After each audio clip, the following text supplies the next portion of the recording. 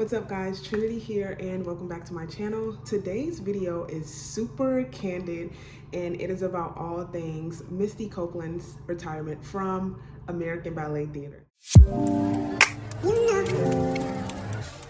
Listen, I obviously knew this time was going to come at some point, but let's just say hearing the official news, that just took me by surprise.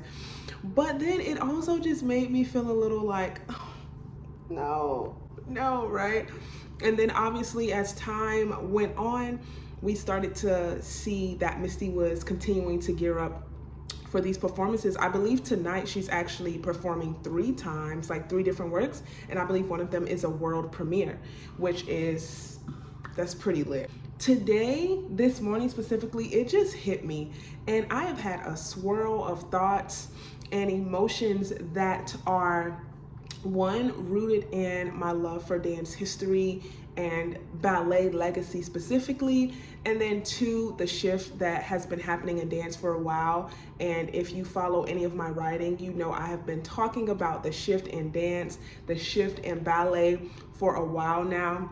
So I had that on my mind, and then I had on my mind what Misty Copeland means to me and to my career, and how she sort of came into my life, via like learning about her in the earlier parts of my training.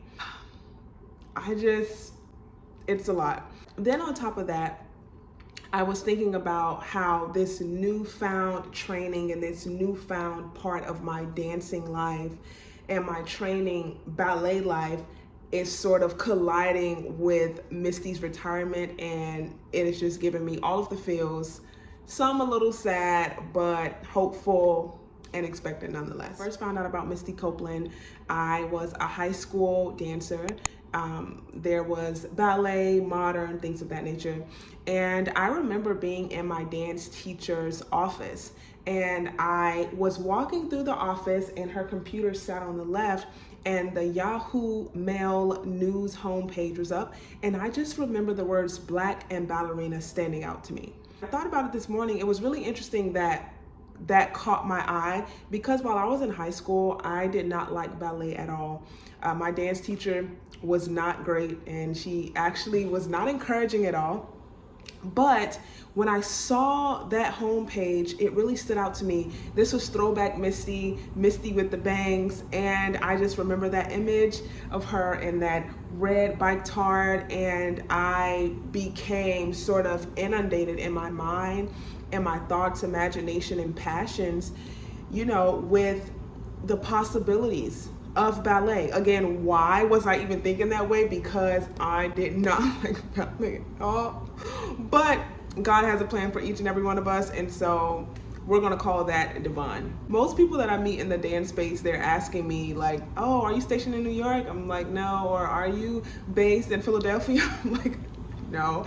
So, although I wanted to meet Misty Copeland for some time, I was like, I don't know how that's going to happen. Fast forward, I am in college in 2014, and I end up in New York City for the first time. Now, the reason why I was in New York City is because I was auditioning for A. Fordham. That was not my plan at all. I was already at a university, and I just wanted to audition for the A. Summer Intensive Program. Somehow, my mom was able to convince me, and she said, why don't you go for the whole thing? So what do? I'm like, okay, I'm going to audition for A. Fordham. Anyway, knowing that I'm going there, I'm like, okay, I have to score ABT tickets. Like, I have to, right? And so I get some student tickets, and at the time, Ismar Reyes was still dancing with the American Ballet Theater, so I wanted to see her, and I wanted to see Misty Copeland. I go there, it's an ABT Classics program, amazing, beautiful. I'm at the Met for the first time, and it's just great. So fast forward to leaving the Met at intermission. I am walking behind the theater. I did not know this. In retrospect, I understand this now. And I see a woman who looks like Misty Copeland walking. I pause. So I'm like here, Misty Copeland's here. I pause. We've already done this. Okay, so she's here and I like freeze in the middle of the New York City sidewalk, and somehow, some way she saw me and she literally backtracked because I guess she noticed that I've been frozen, and that's how Misty Copeland and I met. I won't go into all of the details, but it was incredible. This was honestly before she became principal, and it marked my passion, it marked my career for so long. And then, so you have that portion of it, and obviously I've been watching Misty Copeland's career, just watching how, you know, she's branching off into different things and how she's honestly become an icon that has transcended, you know, dance and ballet. Then we fast forward more, and I see Misty Copeland and this guy on YouTube, and I'm like, okay, I'm stopping and looking because it's Misty Copeland. It looks very informal. I'm like, okay, this is not an ABT class. This is not her on stage. It's not rehearsal. What is this? The man who is coaching her, I remember his responses, his observations, and his corrections being very, very meticulous and being very dialed in. Who is this guy? One, he's working with Misty Copeland. Two, he seems like he's pretty amazing. I need to work with this guy. How do I get with this guy? I don't know. I think at the time he was like in California. Fast forward to now, 2025, that guy who was coaching Misty Copeland before she took her hiatus, I end up taking his class. And then I'm taking more class, and then I end up working with him in a way that allows me to be in a position to have him as my coach, working with me, building my body from the ground up. I'm just immersed in ballet goodness and excellence and competence at the highest level. And I'm just like in this pool of gratefulness, thankfulness, introspection, excited for the future, you know, and just really thinking about this shift that I've been talking about since about 2023. If it were not for that image on the Yahoo Mail homepage of Misty Copeland, I don't know where my mind and my thoughts would have gone with ballet. Who knows? Literally, who knows? And if it were not for Eric Conrad, the man who I now know was behind, you know, those videos, who was in those videos coaching her in this way that I've just never seen and understood. If he had not worked with Misty, him and I would not have connected. And so I love to think about the things of dance very academically, but I also think about them in a way that speaks to its future in a beautiful way. I am no stranger to connecting with artists, legendary ballerinas to be exact. If you know any of my story, you know the same thing happened with Dolores Brown. That's his own separate story.